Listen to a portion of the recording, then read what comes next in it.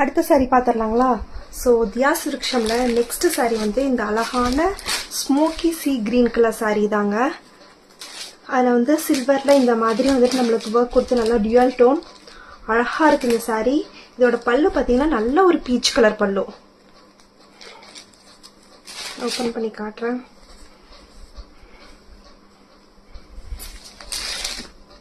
இதாங்க பல்லு.